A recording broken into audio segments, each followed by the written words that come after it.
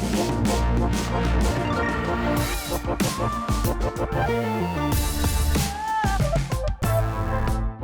everyone, welcome to Coffee and Compete, the show about the news, gossip, and tactics of competitive business strategy. I'm your host, Adam McQueen. Joined with me, as always, the guy at Klue that uses Klue. It's Hunter Stones. Hunter, what's going on, buddy? Staying alive, my friend, staying alive. Like the Bee Gees. Like the Bee Gees, exactly. Joined with us today is a very, very, very, very special guest. You missed a very in there. Yeah, sorry. Very, very, very special guest. Future best-selling author of the book Blindspots, VP of Win-Loss and co-founder at Klue. It's Ryan Sorley. Ryan, thank you for joining us. What's on your shirt there, Adam? It Did it come in there? A teddy bear in a cool hoodie with a basketball. It says Chinatown. I love it. I'm trying to fit in with the youth. We've got a lot of young folks in this office. I've hit 30 and I need to hang out with the 20-year-olds more and like blend in, like camouflage. Did your stylist for the show pick that out for you? My stylist is Grayson, and Grayson's 26 going on 46. So yeah, it's an uphill battle for me right now. I love it. We're going to dig into Ryan's book because it's coming out April 2nd. And everyone should read it. We're going to get into everything that's within that book. Before we do so, more housekeeping as well. Ryan, you're running a workshop in person with folks. You get a signed book with Ryan too. Workshops happening in London, April 10th, and Boston. Did I do that right? Boston, April 15th. And we're putting Ryan to work here too. It's not like he has other responsibilities other than cranking out content for our team. He's also running a Power Half Hour for the Compete Network community as well. And that one is on April 4th. So we got a lot on the go. You know what? Another one as well. Trends Report.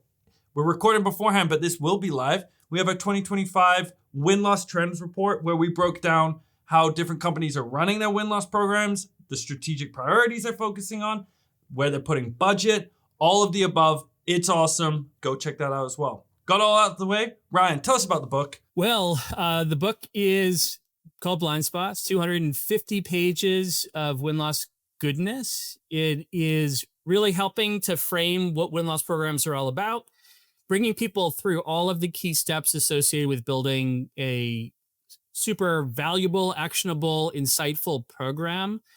So it's a bit of storytelling, a lot of stories woven into the fabric of the book to help bring things to life a bit. It's a bit of strategy around how to approach leaders within your organization about how to push a win-loss program, get it going.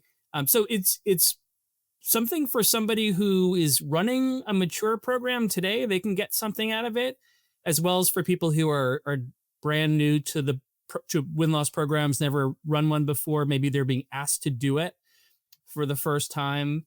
So yeah, lot of win-loss love in there, and it's available April 2nd. Ryan, I got to ask the competitive differentiation question. There are some pretty good win-loss books out there. I know Ellen Naylor, she put one out a few years ago. I've read it. It's incredible. What was it that, sort of like set the scene? Like, why did the world need another win-loss book, and what makes yours different? Well, Ellen's book, as well as Richard Schroeder's book, were books that I read way back when I was looking to figure out this whole win-loss world, kind of build a business out of it. So they were playbooks for me, and I tooted their horn when I sent out my own LinkedIn announcement about the book coming out. I think this book is a little bit more of a modern take. Those books have been written. They were written a while ago. And what I was hoping to do with this book is maybe make it a little bit more contemporary, a little bit edgier, with some of the stories and funness that's within the book. And yeah, like things have evolved, and the win-loss space continues to evolve. So with that, we need to continue to evolve our thinking and the content that we're creating to keep up with things. And frankly, like this book is something that's been worked on for the past 4 years. We need another book that will come out after this one that takes into consideration a lot more Gen AI stuff, a lot more about how the world is changing so rapidly. So I think, there's another book here as well. There's an add-on to Blindspots Part 2 AI. You heard it here first, folks. This is Win-Loss, part of the Win-Loss trilogy. The trilogy. Yeah, exactly. Ryan, you mentioned, and this is one thing I love within the book too, stories. Stories. What is your favorite story within the book? I think my favorite story is the story I open the book with, which is my origin story. And when I was working at Gartner, and prior to that, a company called AMR Research, I worked with a lot of retail leaders, people who are chief information officers, people who are looking at buying technology for their organizations. And on one particular day, I was sitting with a CIO of a major shoe retailer, actually out of the UK, who had a North American office in Boston. And, I was his trusted advisor, helping him navigate this big $40 million retail ERP decision that they were looking to make. And he was complaining to me, opening up about how dissatisfied he was with one of the providers who was his preferred option. And they kept showing up with 10 different people who couldn't answer any of his questions. Those people would leave and 10 more people would come. I called the corporate clown car in the book, and none of those folks were able to really get him to where he needed to be. So he opted for the company who was was not the front runner, who was kind of second, and he chose them ultimately. So the company he preferred lost this $40 million deal. The company he didn't prefer, he chose because they had their act together. They were able to answer all of his questions. They were clear about the roadmap and vision for where they were going. They had great client testimonials, great references that he could speak to. So his perspective changed.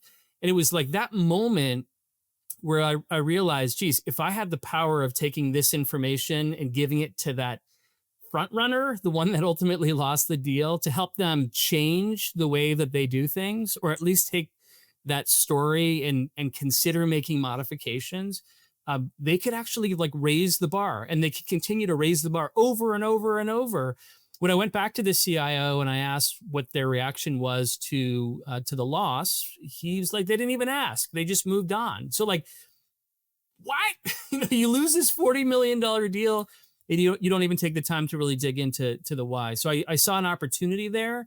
And that led to rolling out a Double Check and where I am here today with Blindspots, the book.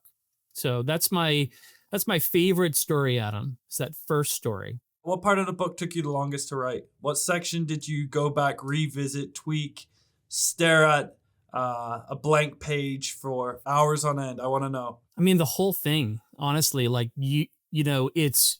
it's you want to make sure that you're sharing sage advice in the book and that you're not shortcutting things just to get a chapter done. So a lot of it was going back, making sure that it made sense, that I believed strongly in what advice I was providing in the book, that it was written in a way that was clear and concise, and hit the point. So I think, I don't know if there was any particular section of the book that took me longer. There were certain points that took longer to unpack. There's a section within the book which talks about this concept of a mountain range, and mountains, they have high mountains and low mountains. Like, it's a mountain range. You have high peaks and low peaks. And the concept there is, when you're going out there and conducting win-loss interviews, those peaks are your objectives. And when you go into these interviews, you really have to have a plan. Like, I want as much competitive intelligence as possible, or I want to know as little as possible about our sales experience, because I don't really care about that. I just care about competitive intelligence. So you've got a low peak and a high peak. And then within those mountains, you have snow caps, right? Which represent smaller portions of the mountain mostly. And those are online survey opportunities. I just want to kind of dip into what's happening here. I want to send a survey out to collect some information. And the base of the mountain is that deep, detailed interview where you're going to ask open-ended questions and connect dots and be really interested and passionate about what the interviewee is sharing. And then the valley below is where all of that stuff kind of comes together to create insights. It's like connecting the dots to be able to drive insights that lead to actions that lead to change. So I know that was a long answer to your short question, but I think that concept in using a mountain range took a while to formulate. So I'll point to that. Ryan, one thing I'm curious too is like, as you were putting together the book, by the way, how long did the book actually take you to write? Was it something that you kind of like you did in a short period of time, or was this an extended writing process? It was a 4-year period, and I've had a lot of stuff happen in the last 4 years, so it wasn't like sitting down, steady flow writing. I think that if I had nothing else to do and nothing else going on in my life, and I just sat down, I could probably have knocked it out in 8 to 10 months. There's a whole publishing process, technical editing. There's a lot that goes into a book above and beyond just writing the book.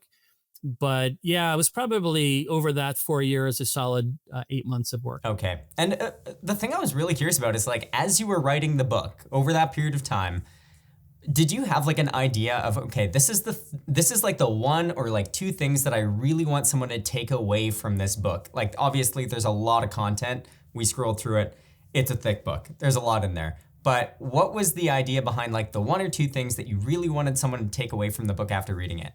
I think the one primary thing was to empower people, product marketers, competitive intelligence leads, win-loss program owners, to have almost like a Bible that they could turn to really understand like how all of the different aspects of a win-loss program are connected and the logical flow of things. So it wasn't so much like I wanted them to walk away with this thought. It was more about I wanted to educate people based on all of the things that we've done and developed over the last 10 years to create what we believe is a best-in-class program. So I would say like it's a non-answer to your question, but yeah, I can't pick one or two specific things. It's more about like the story of the process. Okay, so it's less of, okay, great, I have my takeaway, this one's going on the shelf. More,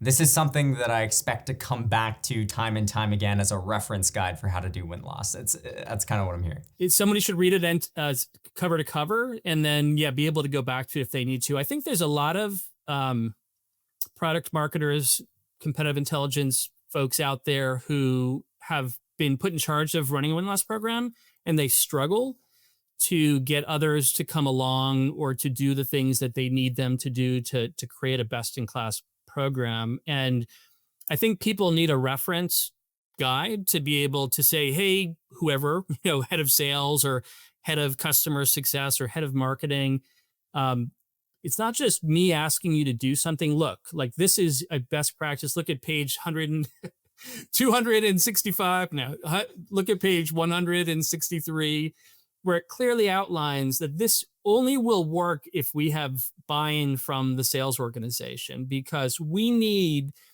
you all to be in on the learning objective development, the outcome, the enablement associated with the outcomes. And then also like we need you to be a partner in making sure that we're asking people to provide feedback and connecting us with those people and making sure they're the right people. So I believe our clients and people who are running win-loss programs or thinking about it need that thing to be able to go to somebody else and say, hey, this isn't just me asking you to do something. Look, here's a story. Here's another story. Here's another story. So I think it's like ammunition for them to be able to back them up when they're making asks within the organization. So you mentioned there, product marketers, folks often get put in charge of win-loss, and maybe they don't know what good looks like or how to really drive impact or change.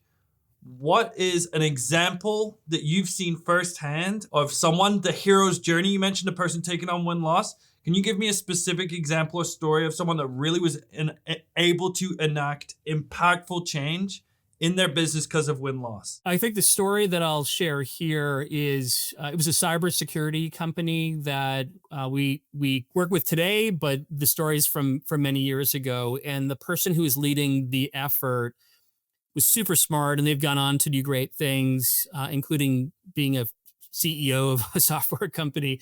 And they were very clear on what their objectives were for the program. So thinking about a win-loss program, a lot of people, they kind of know what they're looking to get out of it. We need to educate a lot of folks on the possibility of what they could get. This person was very sure of what they were looking for. And they were looking for data to serve a very specific purpose, an agenda that they were looking to push within the organization. They were having trouble with pricing. Their salespeople were having a difficult time explaining it. Customers were having a difficult time understanding it. It caused this kind of lack of trust. There was this lack of transparency. It was just a bad situation. And they knew that if they he knew that if they could solve that problem, then they would win more deals and ultimately be in a better place. So he used the data collected to be able to show leadership that they had a big pricing problem. They actually gave him budget to hire a full-time pricing manager that, when hired, enacted a new pricing model that totally turned things around. It included the budget for the hire.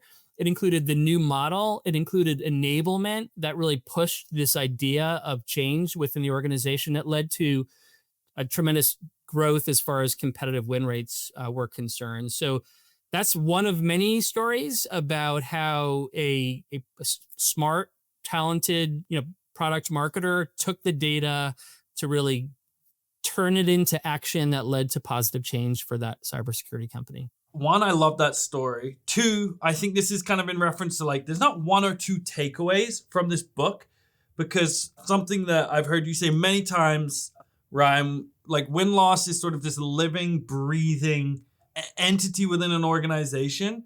And so there's not just always going to be here are the obvious outcomes. It's going to shift. We talked to Dan from Salesforce a couple of weeks ago. He's like, Agent Force is really important to us. So my win-loss is geared towards that. So it's always moving around. I don't think there's always going to be, we know that there's the typical things you want to look at, like sales processes, product roadmap, pricing, but you really can orient it to what matters most in that moment too. And so I love hearing those specific stories. It's not necessarily that outcome might be different to another person that's leading a really successful win-loss program. The other one that a lot of people don't do but should is to use your win-loss program to verify data that's coming in from other sources. So, we all at Klue have a compete channel. When we hear something competitive, we drop it in Slack, and we all jump on it. Oh my God, this competitor is discounting. That competitor has an integration, whatever it might be. And, I look at that as a researcher and I'm like, well, that's sample size of one. Is that true? Is that not true? And Hunter over there, responsible for competitive intelligence, has to figure out, should I put that, is that a thing or is that not a thing? Should I put that in a newsletter? Should I put my stamp that this has been verified on that piece of data or not? Right. So win-loss research is a way to do that. You can look at your gong calls too, but if you look at your win-loss interview data, you have a source to say, yep, that's true, because I've actually heard that 5 times in recent interviews, or I've heard that 5 times in recent gong calls. So that win-loss intel direct from buyers is so important for turning kind of false, fake news into verified, Hunter-approved insight that people can take to the bank. So I think, that's not a use case related to collecting product feedback or understanding how the sales team is performing. It's more so focused on how do I verify the data, the great data that's coming in from all kinds of places, to back it, to make sure that it's something that, Hunter feels really strongly about, that it's a thing and that we should push it. And the other piece is, does that thing, now that I've verified it, I'm Hunter, I've verified it, does that thing apply across the board to all of the products or that competitors is offering, or all the organizations that it's serving? Is that just an enterprise level thing? Maybe they're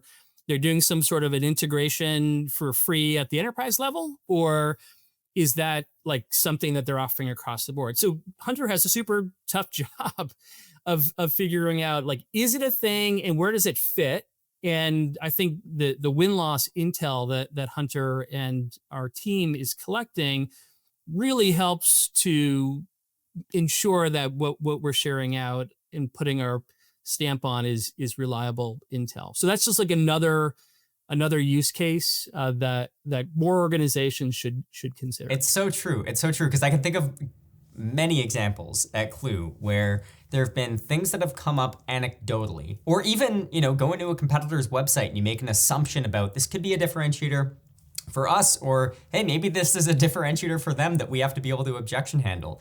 But then going back to the data and the win-loss interviews and, coming to terms with either this is something that's showing up, we're asking about it explicitly, or it's not. And then that helps kind of point you in the right direction, or at least, cement you in a little bit of reality. So that is very, very helpful. And I think this is where Hunter and I, have had some one-on-one conversations about like data that's being pushed out. I'm like, Hunter, I'm not sure. Are we sure about that? That's where I have to put my foot down. That's where I've got to give that Hunter stamp. So I think it's just a really important use case. How do you think about, I guess, different types of competitive intel data in that case? Like this is kind of a top of mind, I think, for a lot of competitive intel practitioners.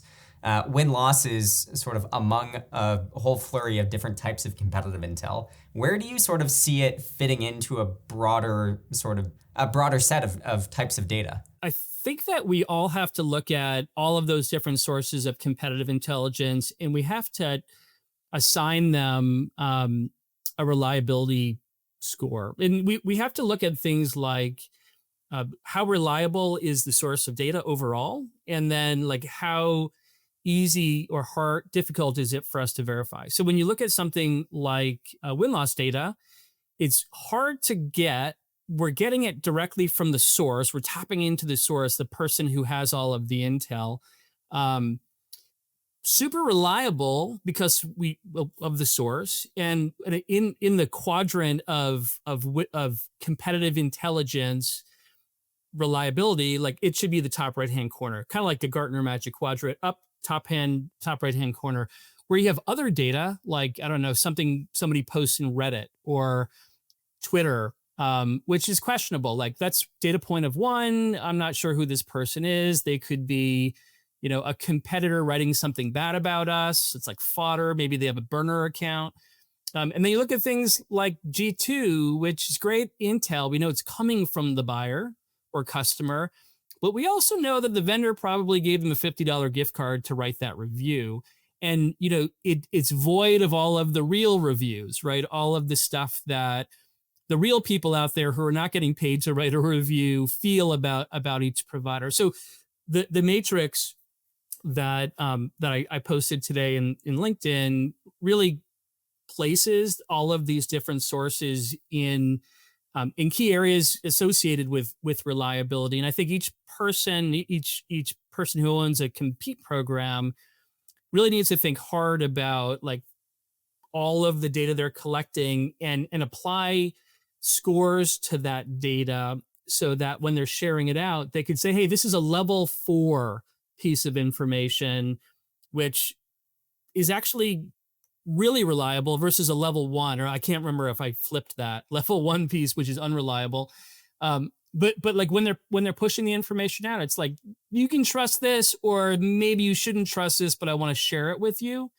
So that's my view on like where it fits, top right hand corner, and like how everything else ultimately needs to fit into this matrix, this quadrant. I am just impressed that you know what a burner account is, Ryan. That's you're hip to the trends, my friend. One, this is awesome getting to talk to you, get a little peek inside the book. Again, folks, hold it up for the folks that are watching on the YouTubes here, Ryan. Go get Blindspots April 2nd. Bang. And join Ryan if you're in Boston or London or in that area. Join him for the workshops. Ryan, give us a little teaser. What can folks expect? Why should they come to the workshop? So the workshop is really focused on program readiness. There's a lot of people who venture into win-loss programs and they're not quite ready, and they start to find these friction points within their program. So what we're going to be talking about is what organizations need to really build a best-in-class win-loss program. We're going to be going over our readiness assessment, which is a model that we created last year to help support that process. And we're actually going to be taking people through a self-assessment so that they can get a score immediately to figure out like where they fall on the level of maturity, and then also like what things they should do to improve their maturity score. So it's going to be a great event. There's also going to be networking, I think food and drink involved as well. And yeah, a copy of the book. 100%. If anyone came to Compete Week in person, not to brag, I mean, I really wasn't a part of a lot of the event planning, but people knocked it out the park at Klue. The experience was awesome, and it's going to be just the same for these 2 workshops. So make sure you come, hang out with your peers, meet Ryan, and have some food and drink. Ryan. Thanks for coming on. My pleasure. Thanks for having me. And we'll catch everyone next week.